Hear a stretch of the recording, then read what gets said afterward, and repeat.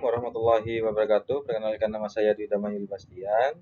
Saya mahasiswa dari Politeknik Kesehatan Jember, Prodi Farmasi semester 2. Dan yang terhormat, selaku mata dosen mata kuliah kimia organik yaitu Bapak Hadi Baru. Di sini saya akan mempresentasikan dan membahas apa sih asam amino itu dan apa sih protein itu.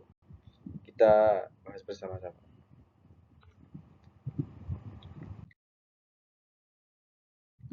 Untuk definisi asam amino tersendiri yaitu adalah asam amino, asam karboksilat yang mempunyai gugus amino. Gugus amino terikat pada atom karbon alfa dari sisi gugus COOH. Asam amino yang satu dengan lainnya terikat melalui ikatan peptida. Sifat-sifat asam amino mempunyai titik lebur tinggi dan kedua sifat tersebut menunjukkan bahwa asam amino bermuatan dan mempunyai polaritas tinggi, mempunyai gugus basa yaitu NH2. Kita bisa lihat pada gambar di samping NH2 atau H2N dan gugus asamnya COOH.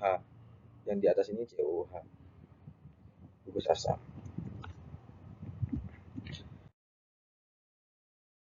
Asam amino terdiri dari dua, yaitu asam amino sebagai asam dan asam amino sebagai basa. Yang dimana kedua asam amino ini sama. Yang membedakan asam dan basa yaitu asam amino asam yang nantinya akan melepaskan atau mendonorkan suatu ion hidrogen H+ dari H2N. Kita bisa lihat pada gugus ini. Yang semula H3N plus menjadi H2N.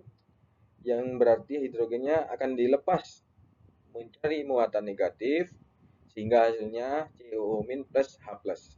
Untuk yang asam. Yang kedua yaitu kebalikan dari sebagai asam amino. Bukan melepas namun menerima atau menantilah ibaratnya. Ini kita bisa lihat pada yang di bawah ini ya, H3N plus dan masih menerima H+. Ini sama. Apabila direaksikan sama saja dengan H3N plus atau NH3. Dan untuk bahasanya yaitu COH hanya beda di sini. Yang menerima H+.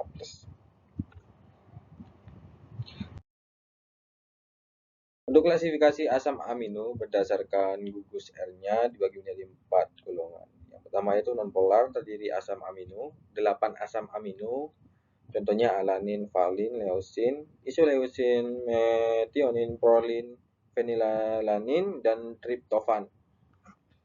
Dan gugus R kedua yaitu polar tak bermuatan, yang terdiri dari 7 asam amino, contohnya glisin, serin, treonin, tirosin, cystein, asparagin, dan glutamin. Dan yang ketiga yaitu bermuatan negatif yang terdiri hanya 2 asam amino seperti asam aspartat dan asam glutamat.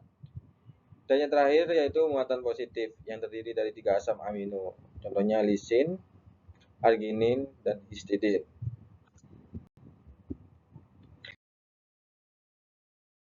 Untuk asam amino digolongkan menjadi 3. Yang pertama yaitu asam amino esensial, semi esensial, dan asam amino non esensial. Untuk asam amino esensial yaitu tidak dapat dibuat oleh tubuh, contohnya isoleucina, leucina, lisina, metionina, fenilalanina, treonina, triptofan, dan valina. Dan asam amino semi esensial yang dimana diperlukan untuk proses pertumbuhan orang dewasa, contohnya arginin untuk kesehatan reproduksi pria dan histidin untuk syaraf pendengaran. Dan yang ketiga yaitu asam amino dan esensial non esensial dapat dibuat oleh tubuh, contohnya alanin membantu metabolisme glukosa menjadi energi tubuh, asparagin, asam aspartat, asam glutamat, glutamin, dan prolin.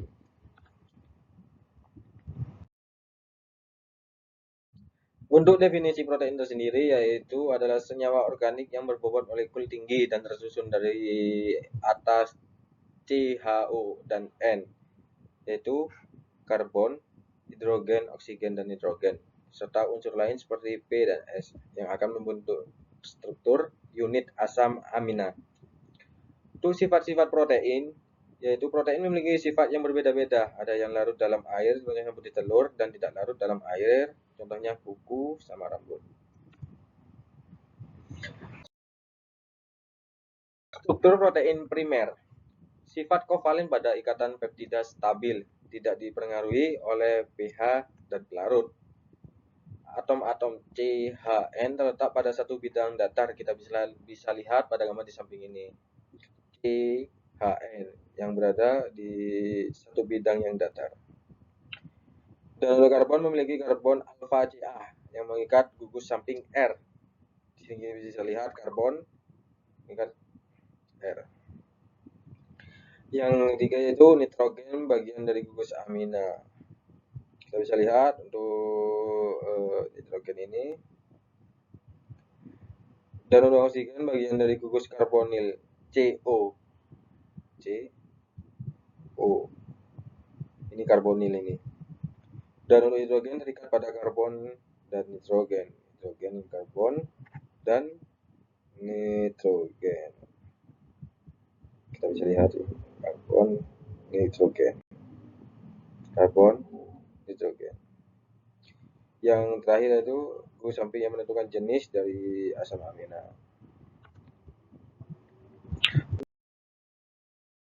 Struktur protein sekunder yang dimana yang pertama adalah alpha helix, terbentuk akibat ikatan hidrogen yang terjadi pada atom O pada gugus karboksil dan atom H pada gugus amin. Biasanya terjadi pada atom karbon NO1 dan 4, sehingga rantai polipeptida berbentuk helix atau spiral. Contohnya yaitu rambut. Yang kedua yaitu beta lactate, terbentuk akibat ikatan hidrogen yang terjadi pada atom O pada gugus karboksil dan atom H pada gugus amin, serta adanya rantai samping asam amino yang bersifat aromatik, terbentuk dari 2 atau lebih rantai polipeptida. Pelipatan ini dikenal sebagai belokan beta, contohnya sutera.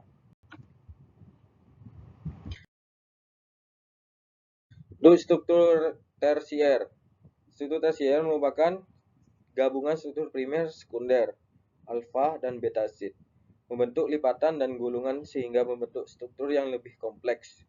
Beberapa jenis ikatan yang ada pada struktur tersier. Yang pertama itu ikatan elektrostatik, yang kedua ikatan hidrogen, yang ketiga interaksi hidrofob antara rantai samping dan polar, dan yang terakhir ikatan disulfida, yang biasanya dilambangkan oleh S-.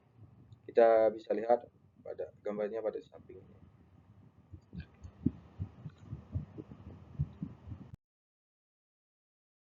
Dan yang selanjutnya itu struktur protein quaterner, merupakan gabungan dari beberapa struktur tersier, merupakan protein atau polipeptida yang sudah memiliki struktur tersier yang dapat saling berinteraksi dan bergabung menjadi satu multimer. Protein membentuk multimer dinamakan subunit, contohnya struktur quaterner. Homogen enzim fosforilase, bentuk protein dibagi menjadi 2, yaitu untuk globuler dan serabut.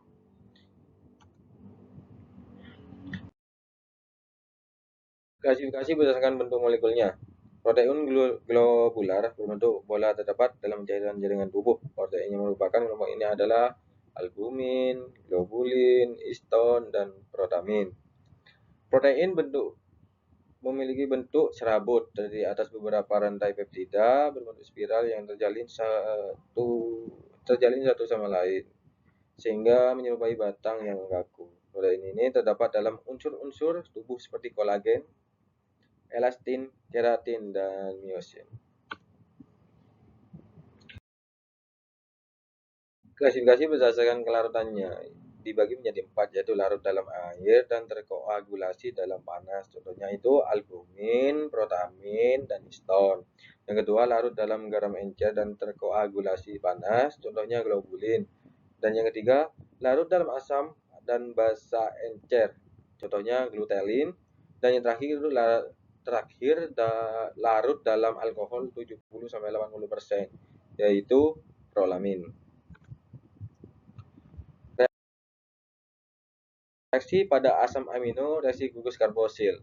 Reaksi gugus karbosil, suatu asam amino dapat membentuk ester dengan adanya alkohol dalam sebuah molekul protein. Gugus karbosil, suatu asam amino berikatan dengan gugus amina dari asam amino lainnya melalui ikatan peptida.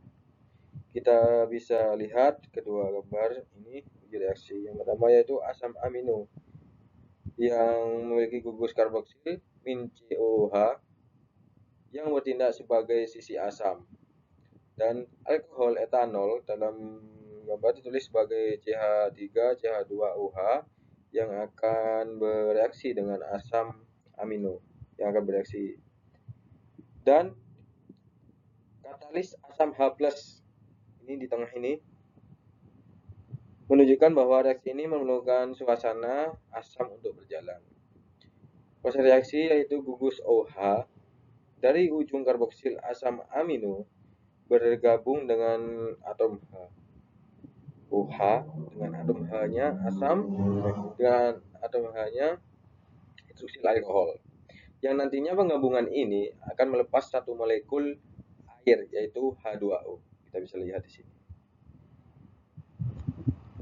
Dan di sini dijelaskan molekul protein gugus karboksil satu asam amino berikatan dengan gugus amino dari asam amino lainnya melalui ikatan peptida. Kita bisa lihat pada ikatan di sini NH ini yang dimana C dan ini juga karbon yang melalui ikatan peptida yang di tengah ini.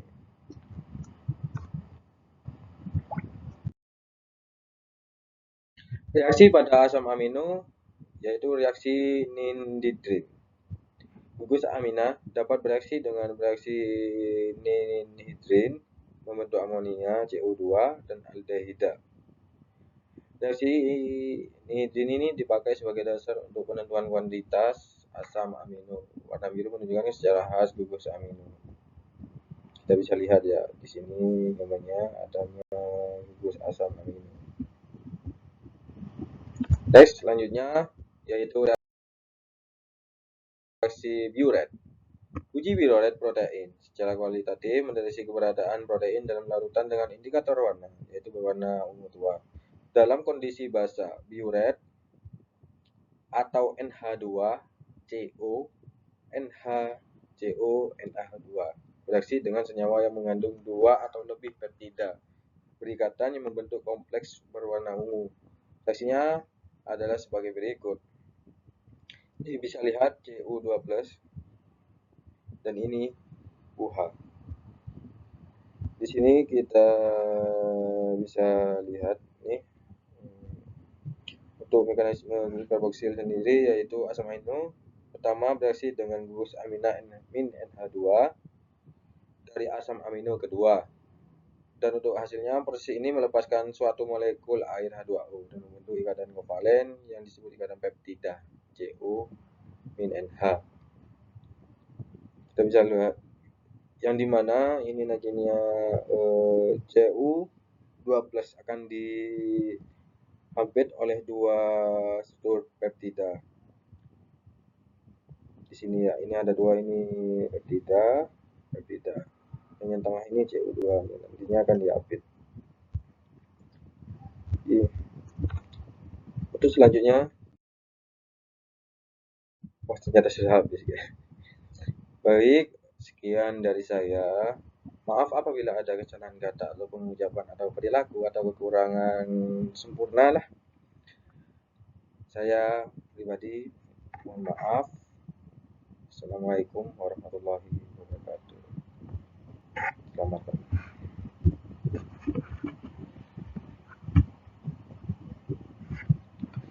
Yes, guys.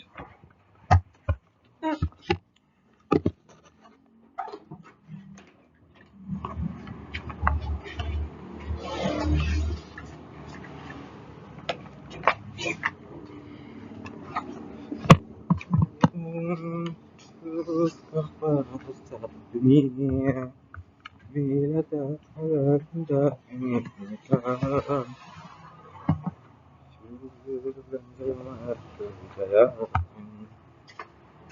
Kang, dia mah kan kita kok hilang kok Kang. Kita stop ya boleh waktu. Ada stop.